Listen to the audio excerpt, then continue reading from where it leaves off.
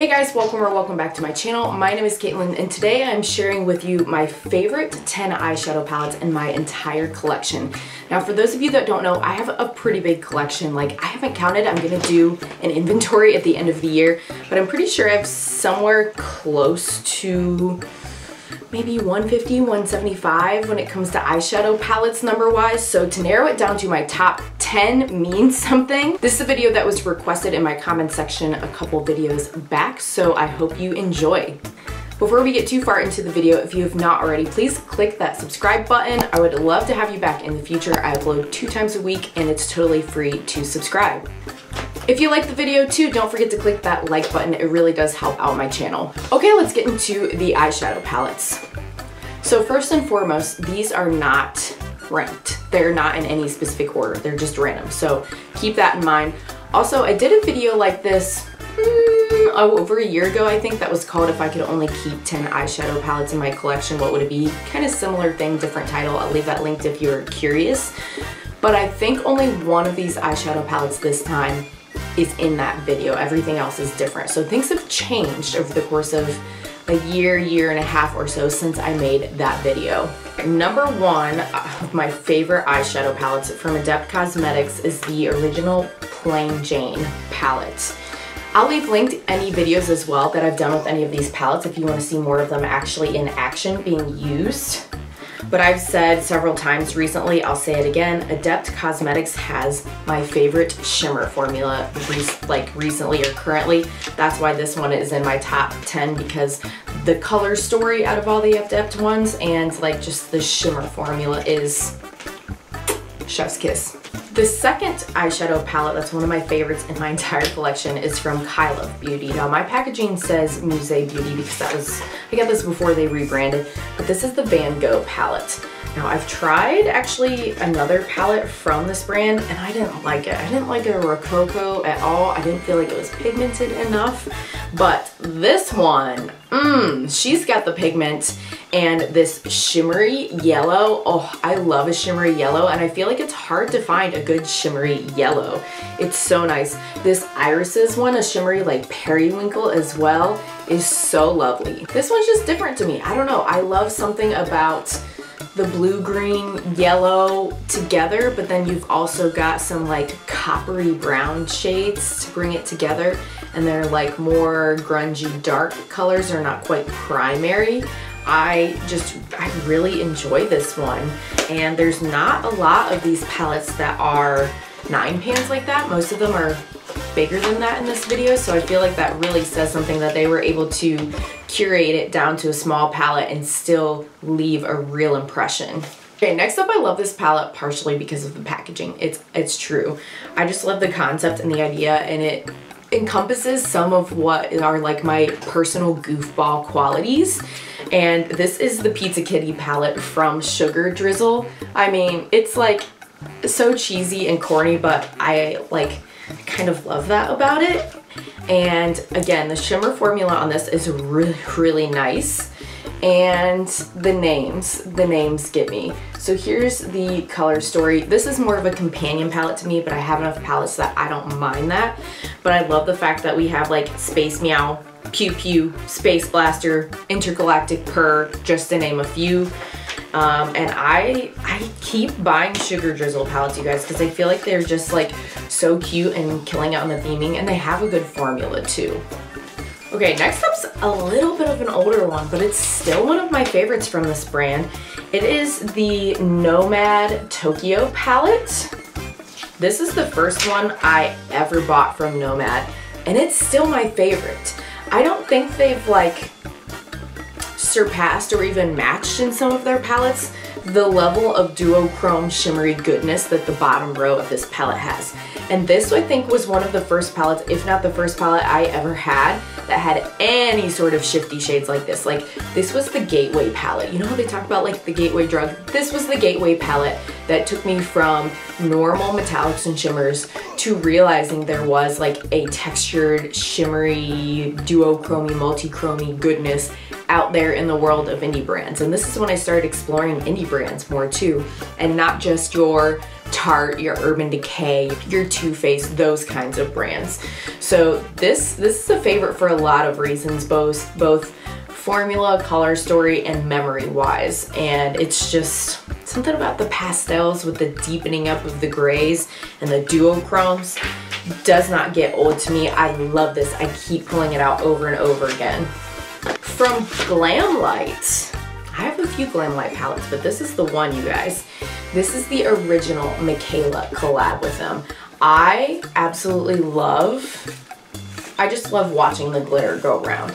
And yes, I know Glam Light's done this with like sprinkles and the ice cream cone palette and stuff, but something is different about it when it's holographic glitter. Something in my flute brain just really mesmerizes me and is like shiny. I know some of you can probably relate. So if you haven't seen it, here's the palette. Once again, wonderful shimmers, but this is like the palette that I'll pull out to be the companion palette when I need mattes.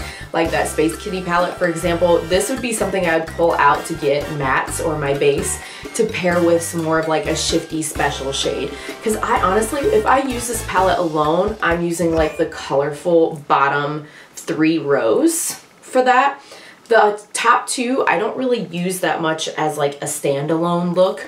Those are my like companion mattes and things that I use, or inner corner that I use with some of my special shades. But for that, it like is a must-have in my collection. Okay, I'll go ahead and show you guys the only repeat from the last video. You cannot get this anymore, so I'm sorry about that. But it doesn't change that it's my favorite, okay? From Lunar Beauty, the Moonspell palette.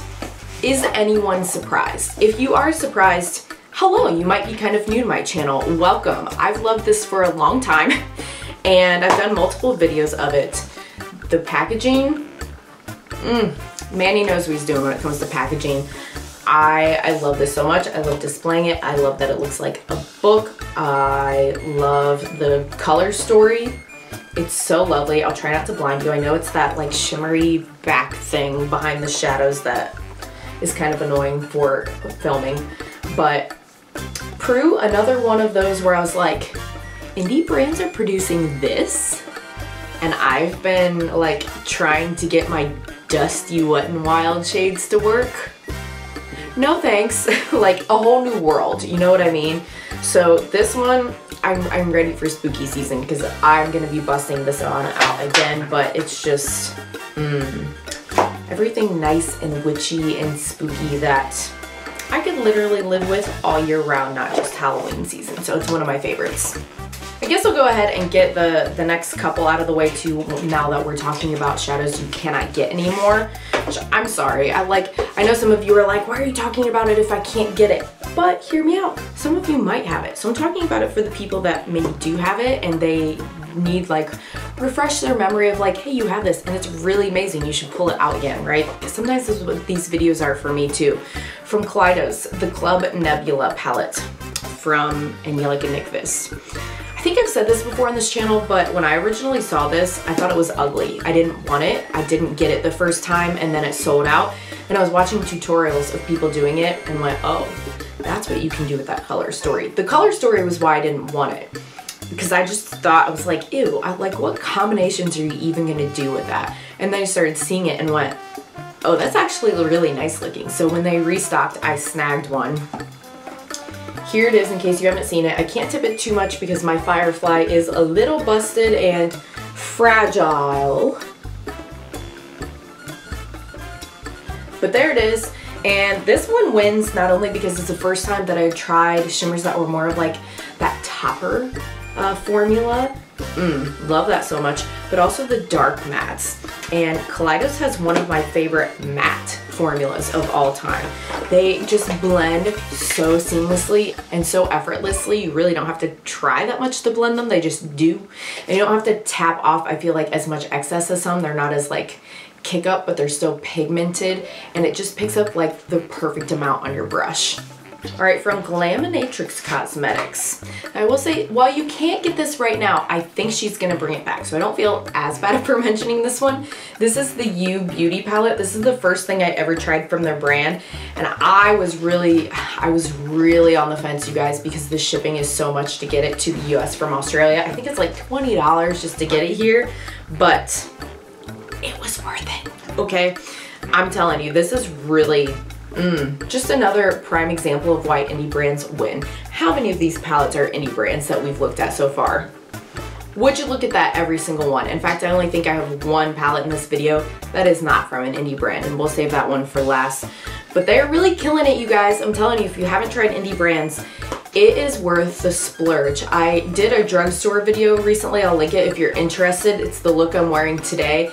And in that video, it bears saying again, if you are gonna splurge or spend more money on any part of your makeup, the two I feel like you cannot get anything matched at the drugstore that you can get with higher end or specifically indie brands: brushes and eyeshadow. Those are the two things. Brushes, whether it be face brushes or eyeshadow brushes, and the eyeshadow itself. I don't feel like the drugstore is doing anything that can even touch remotely what indie brands are doing. So callouts in this one, Bloody Oath. That's the first time I had used a I don't know, it's like a gray blue. That's the only way I know how to describe it. Maybe a little greeny gray. So cool, love that one so much. It's got some of these like toppery shades, like chalkers, the way the Angelica Nyqvist Club Nebula did. Oh, and then it's got these multi-chromes, G'day and Flaming Gala, that are just out of this world sparkly. Throw it in an inner corner, blinding. A face highlight, blinding. Love that so much. Another shimmery metallic yellow. Sensing a little bit of a theme here. And like I said, this one right now you can't get, but I do believe I remember the owner saying on her Instagram that once she got kind of through like holiday stuff this year, that she was looking at bringing this back. So stay tuned if you're interested. Follow Glam and on Instagram. That's usually where they put those kinds of updates, and you can get informed of when the Beaute palette will be coming back around. Okay, my next one is still available, but it doesn't look the same anymore. So it is, I think they call it the Poison Apple palette now. This is when it was Alien Cosmetics. They've since rebranded and they are Unearthly Cosmetics, and I believe this was called the Serendipity palette before. I don't know if it was a collab or if Serendipity is like the artist of the artwork or whatever, but Nikki Raven turned me on to this one, you guys, and I love this packaging so much. I'm so happy I got this packaging and not the new packaging. Like, I like this one so much better, honestly. And these are like, it's the old formulation, the old pants and everything, but I love it. It's a color story that you might be like, again, what do you even do with that? But I'll link the video, like I said, of anything I've filmed with. This one I did multiple looks, and they're some of the coolest looks I think I've ever turned out before. Just putting like greens with burgundies, and this shade is amazing in the middle. It's like a pink and a blue together, which doesn't sound that revolutionary, but it's like, I don't know how to describe it. It's not, it doesn't feel like a pressed flaky, but it kind of looks like it. But you can also build it up to opacity. And then this one is like a gold to a bronze to a reddish one. So nice. The only thing about this one is, and if you know me, you know, you might know what my gripe is. No shade names. No shade names. And the other thing is this red right here, total dud. Not good. They may have fixed that when they reformulated it. So really the palette is this, because that one, like, you might as well not even waste your time. But it's still worth it to me just because it's so beautiful, the looks you can come out with on this one. And like I said, you can get that one. It just looks a little bit different, and I think it's reformulated. It is the Poison Apple palette from Unearthly Cosmetics. Okay, last but not least, one that is not an indie brand, I guess. I see this more as like drugstore. I don't know if you can actually get this in drugstores. I know you can get it from Ulta, but it's definitely like drugstore price. This is from BH Cosmetics. It's from their Weekend Vibes collection, and this is the Blueberry Muffin palette. You guys, the shimmers on this are decadent. Yes, I use the decadent word specifically because it's muffins, but this is so nice. I tend to pull this one out a lot more towards winter time just because it does have like some more cool tones, grays, some like kind of cool tone shimmers. Yummy and Cravings I think are my two favorite shimmers. Yummy is kind of like a beigey purpley blue. I don't know how else to describe it. And Cravings is kind of like a champagne, but it has a little bit of silver in it, in my opinion. And Sugared, the most gorgeous highlighter in inner corner, just, but without being icy. Like, it's white and light without being too icy. They're so nice. I wish everything BH came out with had this quality. I've got several BH palettes. They don't all have this quality. I'll tell you that right now. They don't. But this is amazing. This is one that I've worn to work, and coworkers have asked me what I'm wearing and been like, to the point that they're not just saying, what are you wearing? But I've actually had people be like, will you message me a link or the name of it? Like, I want to go get it. It's so nice. So yeah, guys, those are my 10 favorite palettes in my entire collection. Let me know what you think down below. Is there anything that you know I own that you think I missed? Anything that's your favorite palettes? Let me know in the comments down below, and I hope to see you again on the next one. Bye!